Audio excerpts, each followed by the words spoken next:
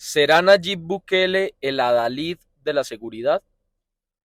¿O será su gobierno el quebranto de los derechos humanos? Es una cuestión, sin duda alguna, a resolver y que aún hoy en día, después de 3 años de gobierno, cerca de cumplir los cuatro, de hecho, muchos tratadistas, tanto desde el derecho como desde la política, han analizado esa cuestión desde la banalidad del caso, pero no han sido capaces de determinar si Bukele en efecto está trazando la línea de lo que debe ejercer un mandatario para cuidar y proteger el bienestar de sus ciudadanos, o si en efecto sus políticas quebrantan totalmente la línea de los derechos humanos. ¿Tú qué piensas? Yo personalmente pienso que salvaguardar la integridad de la sociedad, del pueblo salvadoreño, está bien, siempre y cuando no se violen los derechos humanos. Frente al tema de seguridad, estoy totalmente de acuerdo. Hay que hacer que El Salvador sea un país más seguro, que los ciudadanos puedan salir tranquilos, que no teman de las pandillas, pero no por esto debemos infringir los derechos humanos. Es que no estamos hablando de algo constitucional, estamos hablando de algo que está por encima de esto. No se puede corromper y mucho menos quebrantar los derechos humanos. Hay que revisar, por supuesto, y por lógica, diría yo, en el transcurso del debate, el contexto histórico y social del que devenía El Salvador antes de que Nayib Bukele asumiera como su presidente. ¿Cuál era la problemática social más grande del pueblo salvadoreño? Sin duda alguna, la inseguridad. En 2015 veníamos de unas cifras que registraban más de 108 asesinatos por cada 100.000 habitantes. En la última medición que se realizó en el año 2022 y que por supuesto ya está un poco atrasada porque ya ha pasado un trimestre del año 2023, podemos observar que esa misma medición bajó hasta el 7.8 por cada 100.000 habitantes.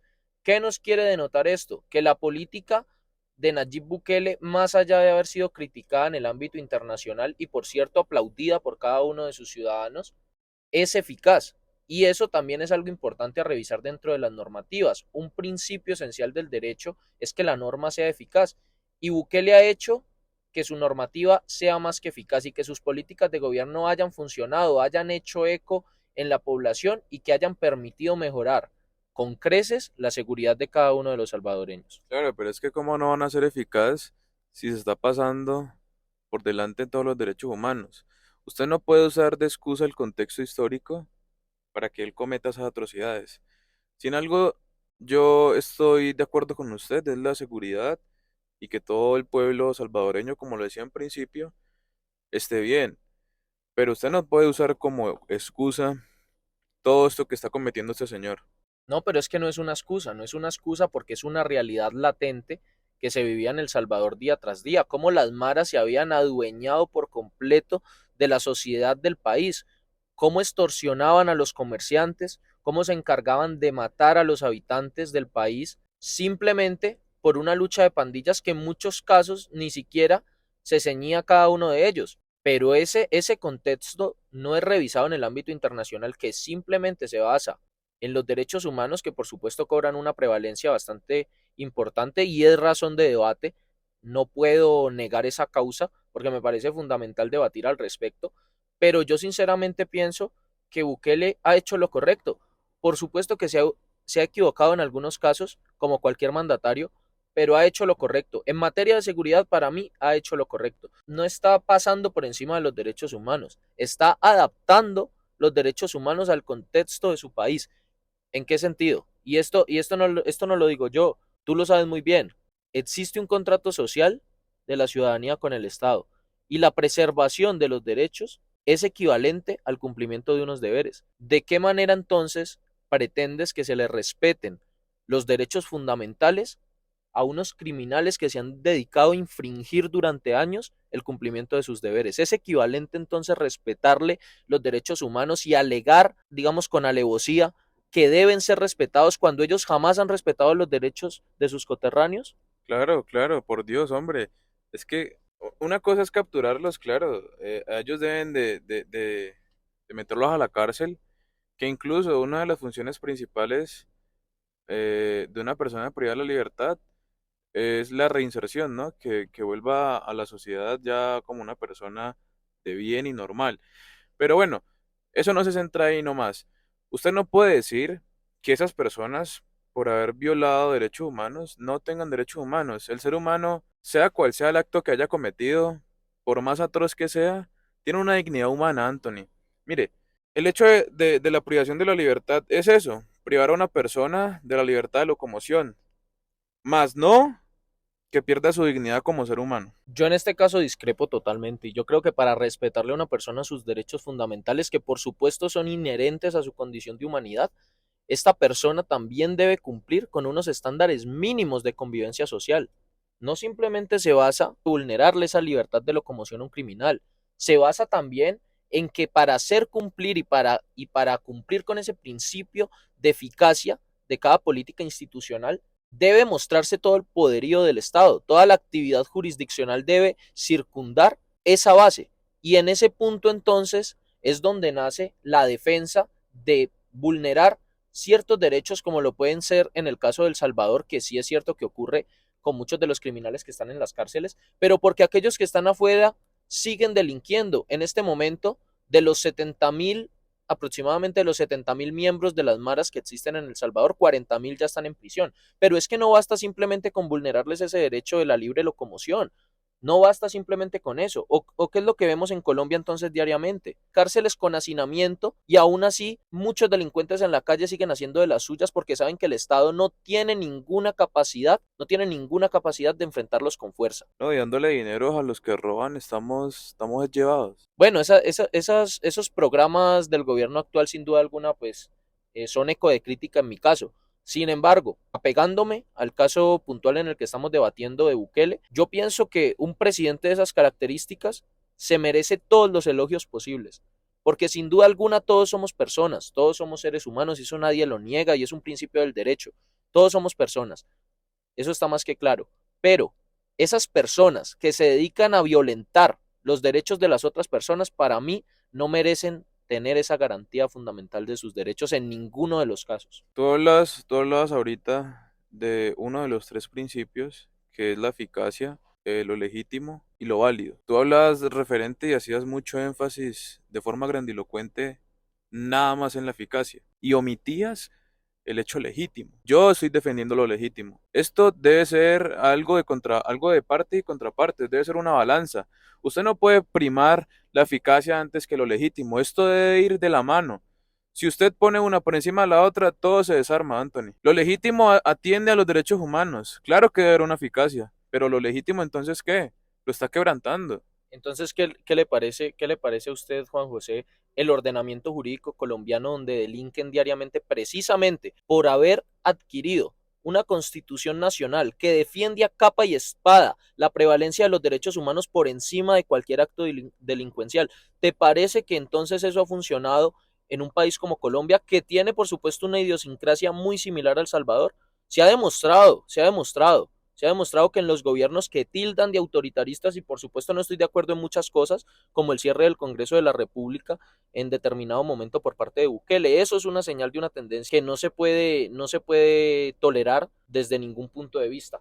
Pero el hecho simple, el hecho simple de su política frente a los criminales no me parece ninguna señal de autoritarismo, incluso me parece que los gobernantes deben acudir a esa legitimidad, sí, pero a la legitimidad del Estado de hacer valer los derechos de cada uno de los ciudadanos que conviven en su sociedad. Por eso, ahí está. Claro que estamos bien, en Colombia estamos muy bien. Y no solo en Colombia, tenemos un avance gigante.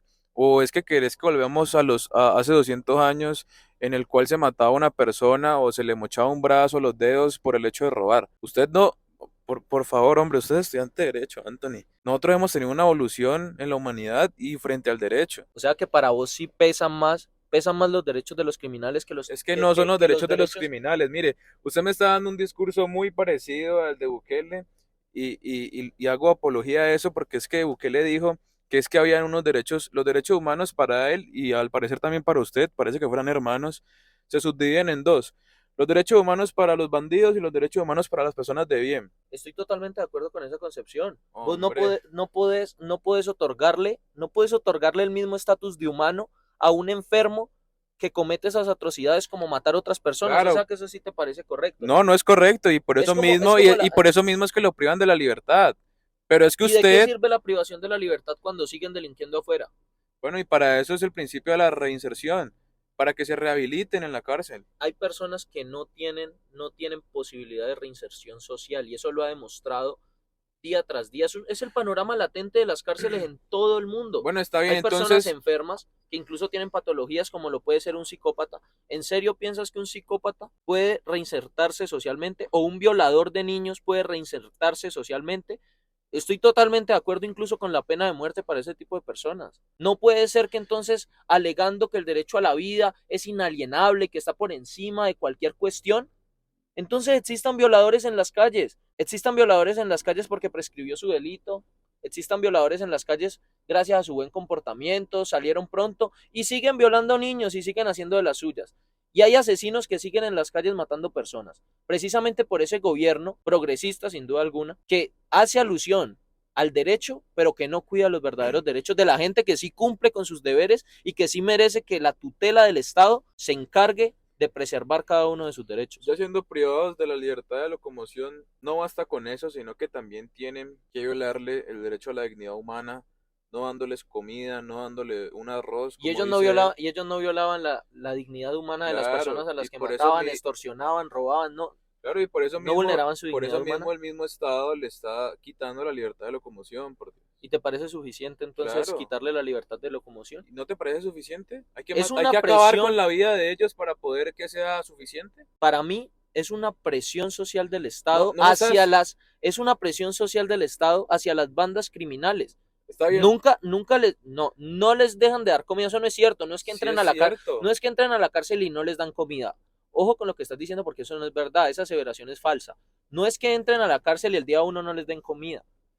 El presidente Nayib Bukele salió en una alocución presidencial a decir que si seguían delinquiendo, no iban a probar bocado de comida a los que estaban en las cárceles. No dijo que por el simple hecho de entrar a la cárcel no tenían que probar bocado de comida. Lo que está diciendo es que esos mismos miembros de las maras que están afuera, si siguen amedrentando a la población salvadoreña, entonces él va a tomar medidas radicales, ¿cómo no darle comida a los presos, a sus compañeros, a los que están en las cárceles? Claro, Y entonces dígame entonces si no ha funcionado, no ha sido eficaz. esa radicalización llega al punto en el cual usted está de acuerdo, sí o no, respóndame, en acabar con la vida de esas personas para poder que sea bien y justo. Vuelvo y te digo, si por ejemplo estuviésemos hablando de un violador, yo estoy totalmente de acuerdo con que acaben con su Bueno, vida. pero es que Pena de muerte, sin duda alguna. está bien, pero es No que hay reparo, no hay ok, derecho humano que pueda proteger ese derecho a la vida para un violador que se ha encargado de vulnerar la integridad física y sexual de muchísimos niños, de muchísimos jóvenes. ¿Te parece que hay que respetarle la vida por mucho que tenga su condición de humano? claro, O sea, esa única y simple condición de humano es merecedora de respetarle la vida a quien se dedica a infringir claramente, esa dignidad humana de los demás. claro, y ¿No es un peligro social eso es entonces? sinónimo de evolución. No es un peligro social, es una evolución o una involución, es una No, es involución una evolución. es una involución que tengamos que Involución es convivir. creer que tengo que matar a una persona por el simple hecho de que ha cometido un error, por más Invol grave que sea. ¿Cómo que un error? ¿Te parece un error violar 200 niños? ¿Es un error? Es una enfermedad. ¿Cómo lo vas a tasar de error? No tienen en ningún momento estatus de error eso. Es un error, sí, un error humano, pero no un error humano, sino un error de la humanidad. Es un error de persona, es un error, no debió haber nacido y no debe convivir socialmente. Y no debe tampoco estarse jactando de los recursos públicos durante 60 años dándole comida a un preso que no aporta socialmente. Por mi parte, pena de muerte el primer día. No, no, no, no. Estás No yendo. concuerdo, no concuerdo para nada con respetarle los derechos humanos a una persona que nunca ha respetado los derechos humanos de los demás. A eso voy. Los derechos humanos se ganan. No puede ser una cuestión única y exclusiva de la humanidad.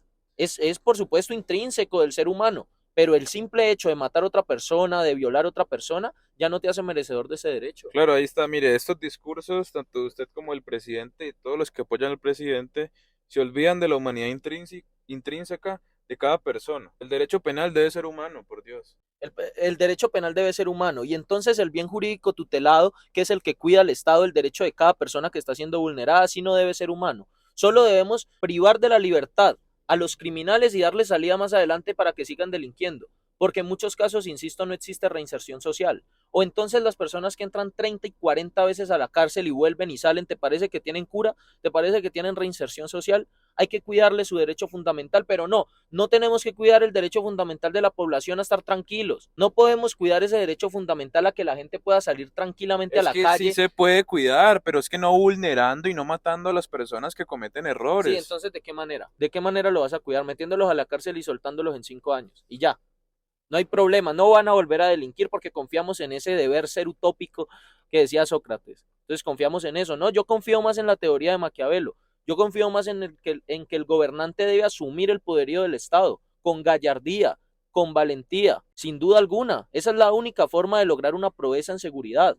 No con un gobierno humano, que ya lo estamos viendo en Colombia, como a los nuevos gestores de paz, que son los criminales de este país, se les va a dar un salario mínimo, mientras hay personas que sí se están muriendo de hambre y que son dignas, merecedoras quizás de una política subsidiaria del Estado, pero a ellos no le reconocen ese derecho, porque se le reconoce más a los criminales que tienen amedrentado el Estado colombiano y que no hay nadie que se amarre los pantalones y decida de una forma frontal y transversal enfrentar a la criminalidad, como ya lo tuvimos en determinados gobiernos en Colombia, pero no lo estamos teniendo ahora. Y en El Salvador más de lo mismo, una política humana, una política blandengue, donde los mandatarios jamás tuvieron la gallardía de enfrentar como debe ser a los criminales. Y por primera vez existe uno que lo tildan de autoritario y en muchas ocasiones con cierta razón, porque tiene ciertos matices de autoritarismo, pero en ocasiones el gobierno debe tomar decisiones trascendentales en pro de los demás, en pro de los demás. Y eso lo dice incluso la normativa constitucional colombiana. El interés general prevalece ante el particular. Entonces, no por cuidarle la vida,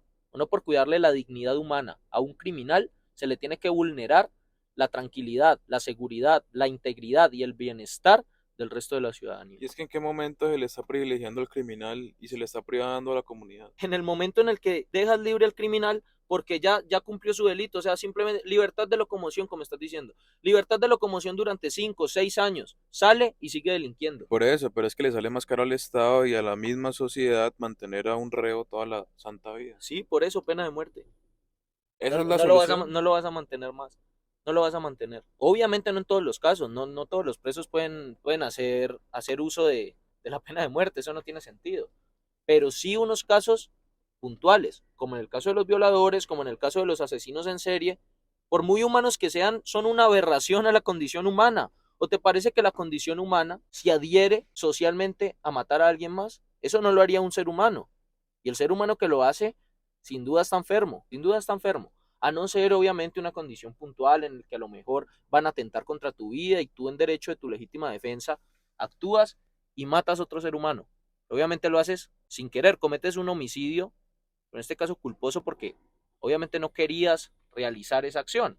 Simplemente estás defendiendo tu derecho a tu integridad y a tu bienestar. Ahora bien, en el caso de los criminales que toda la vida han infringido esos derechos, ¿por qué el Estado tiene que protegerlos? ¿Por qué? Entiendo que así se estandarizan los derechos humanos, pero los derechos humanos, y voy a decir algo que puede que sea muy controversial, Sí, sí son humanos. los derechos humanos le han hecho muchísimo daño a las políticas institucionales, mucho daño a las políticas gubernamentales. Porque gracias a esos derechos humanos se han prevalecido los derechos de quienes no son merecedores de los mismos. O sea, me estás diciendo entonces que los derechos humanos no deben tener la fuerza vinculante que tienen referente a los demás países. Tienen que tenerla, pero lo que yo estoy diciendo es que desde mi punto de vista están mal estructurados los derechos humanos. Una cosa es que los derechos humanos hayan nacido y se hayan establecido mediante instituciones como la ONU después de las atrocidades de la Segunda Guerra Mundial, me parece perfecto, pero que se cuiden los derechos de los criminales de manera inalienable y que esto incluso trascienda a estar por encima del derecho de los inocentes me parece una total atrocidad. Eso sí es una atrocidad del derecho grandísima, una atrocidad grandísima, porque no hay nada más importante que cuidar el derecho de aquellos inocentes, de aquellas personas que sí cumplen el contrato social. O es que de qué se trata entonces la relación entre el Estado y la ciudadanía, mediante un contrato social. hay que cumplir una serie de deberes para adquirir una serie de derechos. Nadie puede ser merecedor de derechos si no cumple con sus deberes, en mi opinión personal, porque lo único que es un estorbo social. Ok, entonces, según esa clasificación y según esta discusión que acabamos de tener, para ti, ¿el presidente de El Salvador, Nayib Bukele, es ahorita el Salvador de esa tierra? No me lo preguntes a mí, pregúntaselo a El Salvador, donde las encuestas señalan el 95% de favorabilidad de Nayib Bukele. Y me dirás entonces si Bukele es o no es El Salvador, cuando la problemática social más grande del país, de la nación salvadoreña, era la inseguridad, y en este momento llevan mucho tiempo sin un solo homicidio en todo el país.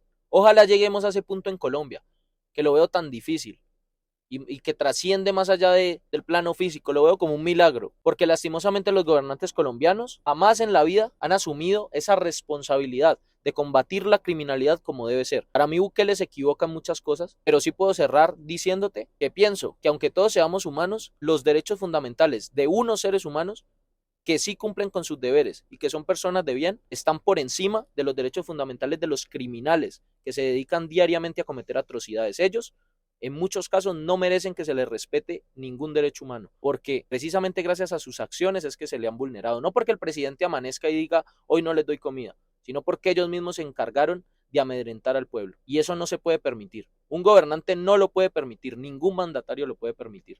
Estoy totalmente de acuerdo con eso. Hay que respetar unas garantías fundamentales, sí, pero hasta cierto punto.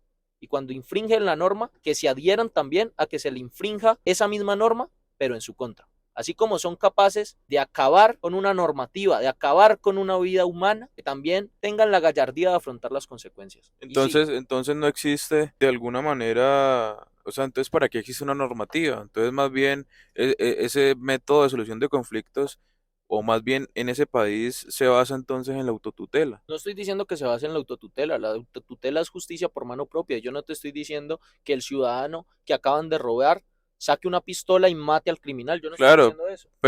pero no desde esa visión, entonces la hace el presidente. El Estado debe proteger los derechos de los ciudadanos, simplemente. Estoy diciendo entonces, de alguna manera, según lo que me explicas, y según ese orden de ideas, que los métodos de solución de conflictos de ese país no se basan ni un poquito en la heterocomposición, ni mucho menos en la autocomposición, Por sino que en la supuesto, sí, autotutela. por supuesto, si hay una heterocomposición, ¿cómo que no? El Estado es el mediador y el Estado es quien determina la solución. Y en este caso, ¿cuál debería ser la solución? El legislador lo cerró, Bukele cerró el legislador. Dije a lo largo del podcast, me parece que no prestas atención en muchas Sí, de que no las estás de intervenciones, que acuerdo. no estoy de acuerdo con ese tipo de cosas. No estoy de acuerdo con ese tipo de cosas, pero Bukele es el representante del Estado, no es el Estado. Eso es una política gubernamental, no una política estatal. Para mí el Estado es el que debe ejercer ese poderío, el Estado, no un gobierno determinado. En este caso es un gobierno determinado y Bukele es su representante y me parece plausible su labor. Y yo estoy totalmente de acuerdo, estoy de acuerdo totalmente. Y obviamente respeto al que no lo esté, pero para mí es mucho más atroz defender la vida y la integridad de los criminales que no defender la vida y la integridad de los ciudadanos de bien, de los ciudadanos del común. Entonces, si me preguntas a mí, estoy de acuerdo. Me parece que Bukele sí es el adalid de la seguridad. Perfecto, Anthony.